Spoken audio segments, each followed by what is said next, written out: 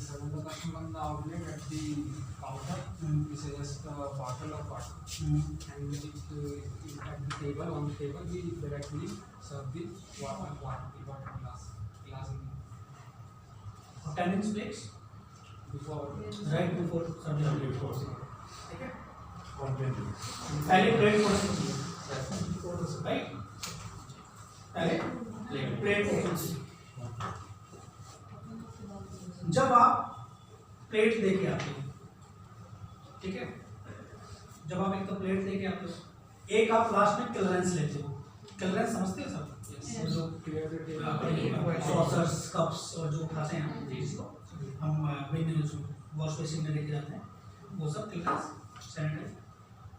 जब आप दोगे प्लेट तो जो कैडी है ना, जो मैंने बताया एक वुडन का लकड़ी का एक बॉक्स बना हुआ है ऐसे रेक्टेंगल शेप में, उसमें मैंने बताया कटलरी क्रोकरी रहती है, सॉरी कटलरी रहती है, और क्या रहता है शुगर कॉन्डिमेंट्स उसमें से। तो आपको देख लेना कि इसमें सफिशिएंट है या नहीं। आप पिज्जा रख के आ रहे हो तो ऑरिगेनो चिली फ्लेक्स है, फिर तो आपको कस्टमर बोला है ना, तो उसको टाइमली रिफिल करना है। आप जब भी उसके पास जाओगे सर्व करने के लिए या आपको क्लियरेंस के लिए, तो आपको देखना है, क्योंकि क्लियरेंस के टाइम पे मान लो वहाँ पे आपने 4 लोगों के पास्ता दिया और वो डिवाइड करके खा रहे, कितने फोक ले लेंगे? तो 4 मैक्सिमम, उसमें 3-4 फोक ही डलते, तो सारे फोक चले गए। उसके सही बात, अगर कोई कस्टमर आके बैठ कर आपने ध्यान नहीं दिया, फिर आपने उनको कुछ भी सर्व कर दिया जिसमें फोक चाहिए था, तो फिर आपको बुलाएगा और आपका टाइम खराब होगा। तो खाने वाली चीज़ों का टाइम नहीं खराब करना है। तो आपको कैडी के अंदर oregano, chilli flakes, brown sugar जो डेमोरेगा बोलते हो आप, या वाइट शुगर या स्प्लेंडा या फोक, नाइफ, एक टीस्पून, है ना, ये सब रहनी चाहिए हर टाइम। कस्टमर आए तो अपना ले लेना, आप कस्टमर को इन्फॉर्म भी कर सकते हो, वो मूवेबल है नहीं उठा ले सकते। ठीक है, मान लो टेबल 4 की टेबल है, वहाँ पे 3-4 डिश आ गई, तो आप एक कैडी को शिफ्ट भी कर सकते हो दूसरे, तो कस्टमर को उठ के जब नहीं जाना पड़ेगा, ठीक है, तो वो शिफ्ट भी हो जाती है मूवेबल। तो कैडी शुड बी परफेक्ट। आप टाइमली ऑर्डर सर्व करने, क्लियरेंस लेने के बाद चेक कर लो, ठीक है। वाटर एसओपी समझ में आ गई सबको? और प्लेट एसओपी 10 इंच प्लेट, ये क्लियर है आपको? और ये सारा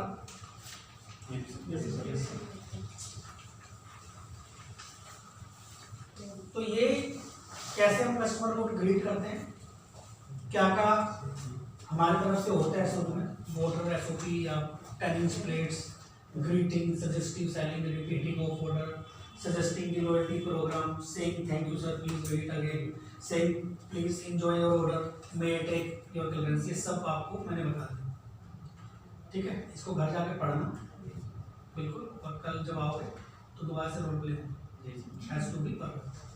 आपका स्पीड एक्नॉलेजमेंट ज़्यादा देनी चाहिए, राइट।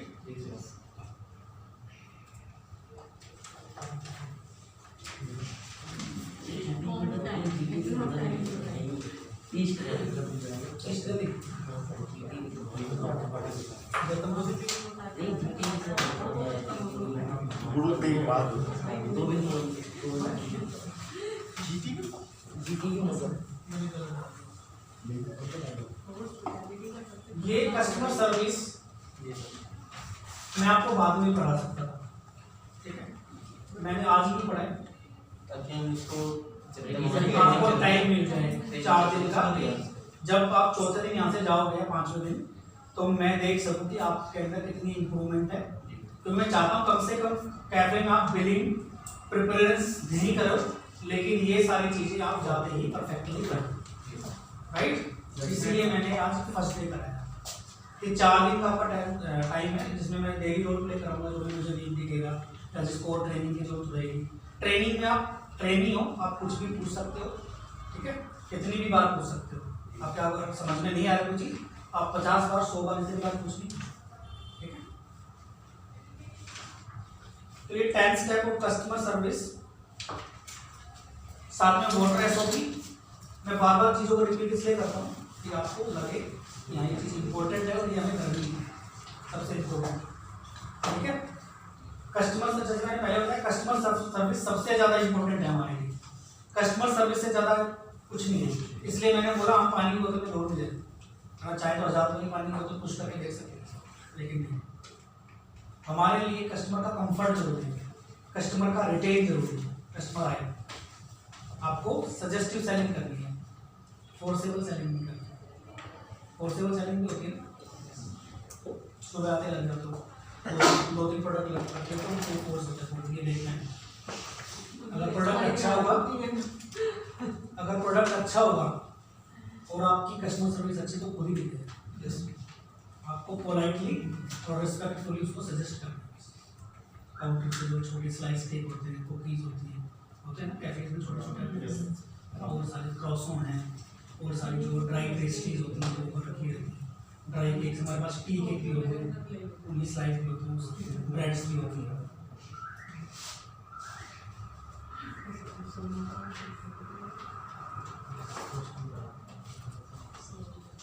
कस्टमर सर्विस के बारे में जो भी मैंने आपको बात बताया, इसमें से किसी को कुछ पूछना है? Anyone have any doubts? Sir loyalty program एक बार एक्सप्लेन करिए। लॉयल्टी प्रोग्राम जैसे मैंने बताया, कस्टमर को रिवार्ड देना या डिस्काउंट देना, ठीक है, ये होता है। एक ई वर्ड्स नाम की कंपनी है, ई वर्ड्स, ठीक है, वो हमारा एक प्रोग्राम देखती है, सारा संभालती है। हमारे जो पोज है, पॉइंट ऑफ सेल्स जिसको आप बोलते हो, वो सारे इंटीग्रेटेड है उनसे। जो हमारा पोज है वो है स्पार्क टेक, लिख लो। हम कौन सा सॉफ्टवेयर यूज करते हैं? Spark Tech, SPARKTEECH, Spark Tech. तो उन दोनों का आपस में इंटीग्रेशन है, ठीक है। तो जो नंबर रजिस्टर करते हो आप, वो स्पार्क टेक में करते हो। हमारा पोज वही है, वो जो इन्फॉर्मेशन है वो ईवर्ड्स के पास जाती है कि उन्होंने कोई नंबर रजिस्टर करा है। ईवर्ड्स अपना एक मैसेज बना के उनके पास भेजता है कि आपको 50, 40, 30 पॉइंट, ठीक है। कस्टमर आया, आपने आते बोला सर ऐसा वेलकम टू हनी एंड मैं take your order for the discount और रिवार्ड पॉइंट। उन्होंने बोला हाँ प्लीज टेक, उन्होंने नंबर बताया। आपने जैसे रजिस्टर करोगे नंबर, मान लो उसका 500 रुपये का अमाउंट, आप सुनो, आपने पूछा था हमारे इसका 500, आपने कोई बिलिंग करी किसी का, आप फ्रेश हो, तो आपने 500 रुपये का बिल बनाया। आपने कभी रिटेल शॉप में तो गए होंगे, घर का सामान ग्रोसरी लेने, आप सारा सामान उसमें बनाते हो, साबुन ये वो सारा बनाते हो, फिर लास्ट में आप पूछते हो और कितना हुआ, वो बोलता है 900 रुपये, ये तो पता है ना। अब 900 में पहले टैक्स लगा होता है ना, 900 में लगा मान लो 18% टैक्स, तो मोटा मोटा 700 रुपये हो गया उनका, या 600 रुपये जो भी हो। तो 600 रुपये पे जो नेट अमाउंट है जो टैक्स से पहले है, उस पर 10% कस्टमर के वॉलेट क्रिएट हो जाएगा कीवर्ड्स के अंदर, और उसको मैसेज चला जाएगा कि 600 रुपये के ऑर्डर पे आपने 60 रुपये का पॉइंट्स आ गया है, ठीक है। कस्टमर आज आया, आज क्या 12th है, 13th को आया, अगर वो 14th को आ रहा है तो उसके वॉलेट में 60 रुपये है, तो 60 रुपये आपको मान लो 100 रुपये की चीज़ ली तो 60 रुपये पॉइंट्स दे सकता है, 40 रुपये कैश या क्रेडिट जो या पेटीएम जो दे सकता है, ये है उसको 60 रुपये का फायदा होगा ना, ये है। नेक्स्ट डे के लिए उसके पास फिर 10 रुपये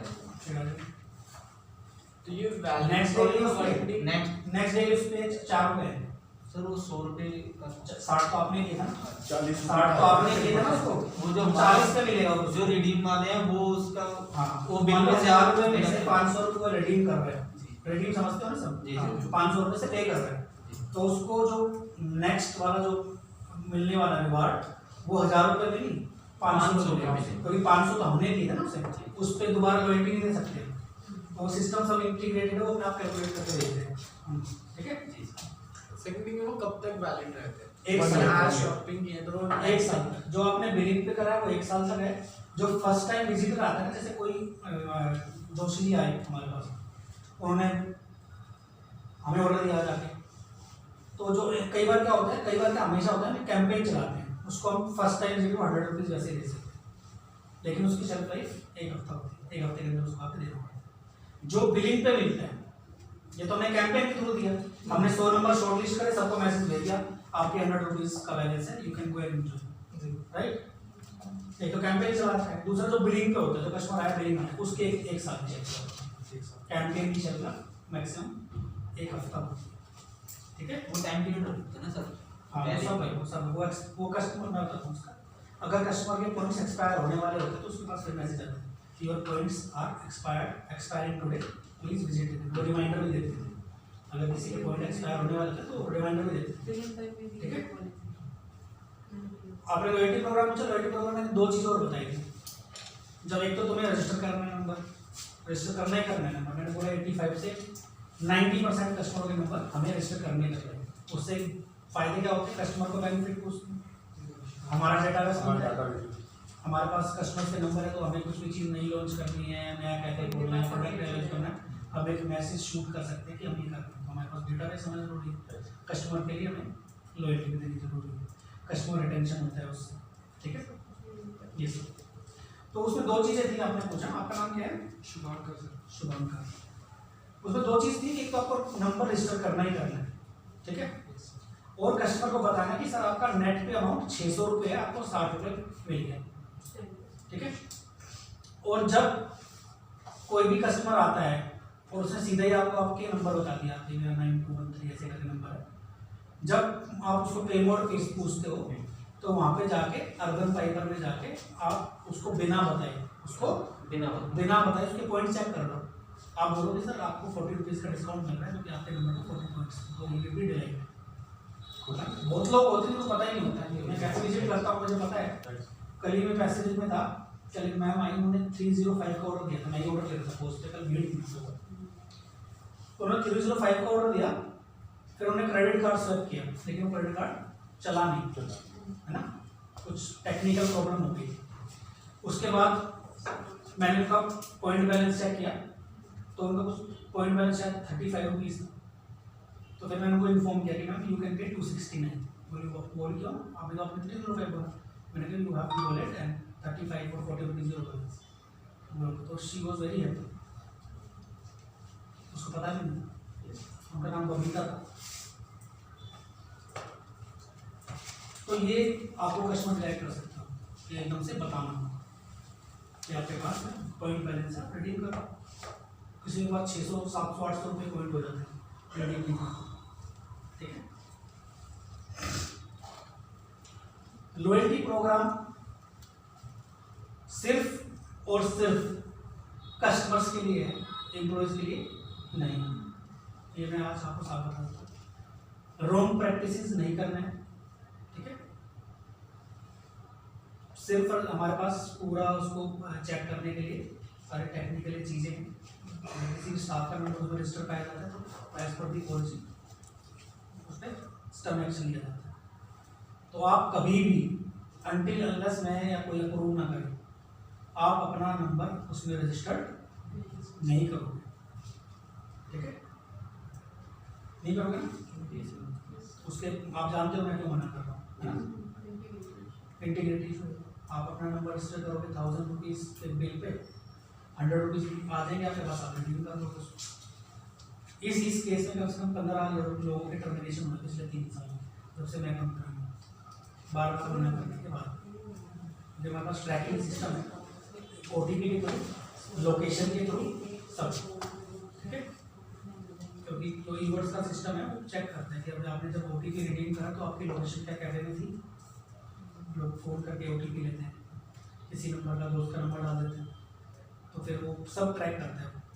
जब आपने रिडीम करा तो फ़ोन की लोकेशन क्या थी, क्या कैफे में थी, होनी जरूरी है ना, कस्टमर सामने OTP तो वही देगा जी। फिर वो फ़ोन वहाँ से मूव हुआ कहाँ गया, वो सब ट्रैकिंग का सिस्टम हमारा लेना देना है। आपको मैंने बता दिया सीधा, कोई भी अपना नंबर ट्रैक उसमें रजिस्टर नहीं करेगा, ठीक है, कोई भी। क्लियर है चीज? अब बताओ क्लियरिटी में अगर कुछ पूछना है। स्पार्क टैग सिस्टम चलाते हैं, ईवर्ड्स है जो लॉयल्टी प्रोग्राम हैंडल करता है, दोनों का इंटीग्रेशन है, मैसेजिंग वगैरह ईवर्ड्स करता है, रजिस्टर होता है नंबर स्पार्क टैग में, ठीक है। कस्टमर सर्विस, मोटर SOP,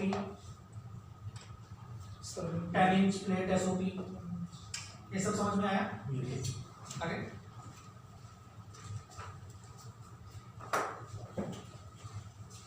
आज आप लोग किस टाइम आए थे सब लोग?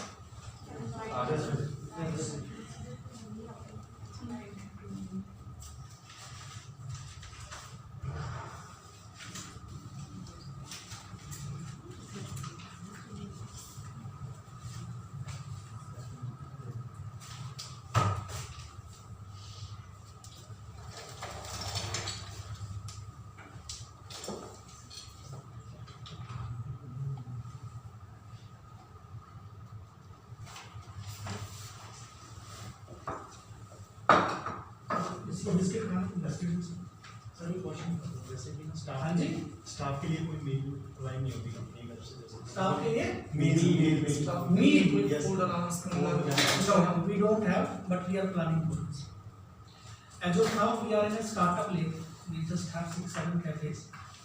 So in coming time we are also looking for the PF, staff meal, coffee complimentary per day. This is under discussion with the MD, right? Because जितनी भी कंपनीज में आप काम करके आए हो, चाहे उस है या KFC है या कोस्टा है, सारी ऐसी खड़ी हुई है। इन स्टार्टअप लेवल कंपनीज ऐसी खड़ी होती है। ओके, मैं भी आज तक मैंने MNC में ही काम किया था, लेकिन for some time we have to sacrifice, but you will get reward of it if in this time you stay with the startup.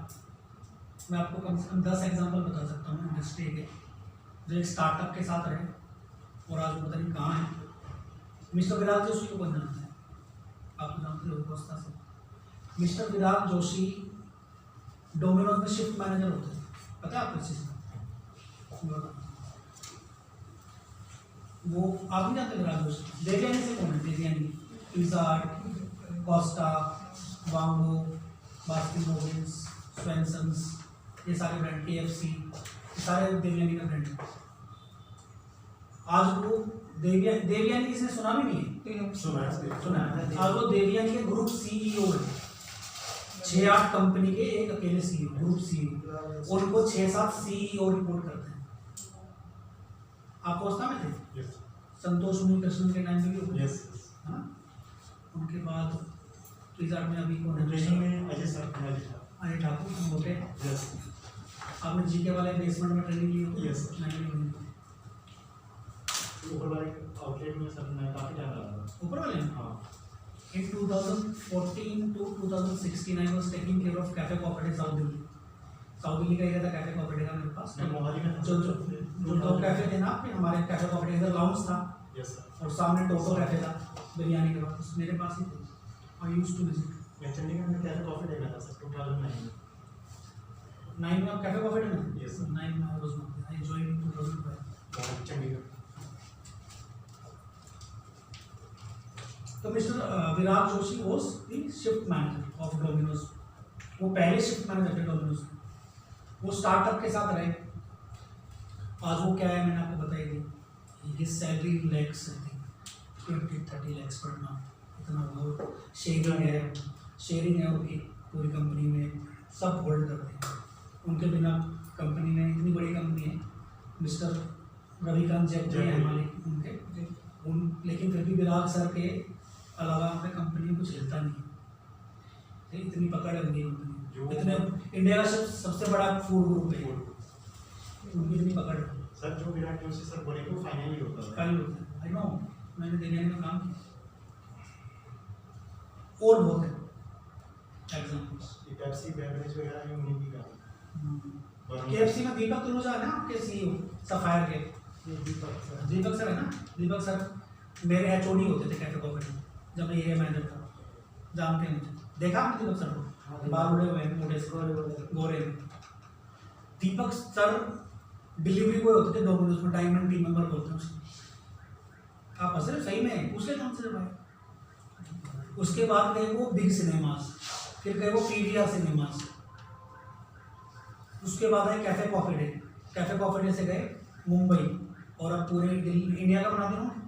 Sapphire का है, मुझे पता लगा था, मैंने उनको कॉन्ग्रेचुलेशन बोला था मैसेज में। लिंक्डइन पे मेरे साथ में हो, लिंक्डइन समझते हो भाई? हाँ, तो आपकी खबर है। तो देखो वो डिलीवरी बॉय थे, लेकिन वो एक स्टार्टअप के साथ रहे ना, स्टार्टअप के साथ। और बहुत एग्जाम्पल्स हैं। बरिस्ता में आपने काम किया कितने ईयर से? मैंने जीन्स का करा। कौन सी है? मैंने 2019 से 2020 करा था, 16 मार्च कौन सा कैफे था आपका? शिप्रा मॉल। इधर मेरे को नजर था। नहीं सर, वो मिस्टर धर्मेंद्र, पहले हरीश और वो सर, का है अनुप्रभ, हमारा रीजन कोई करुण रविंद्रन। वो उसके वो है फ्रेंचाइजी के वो। गुटखा भी खाते हैं? मैंने देखा नहीं है वो नाम।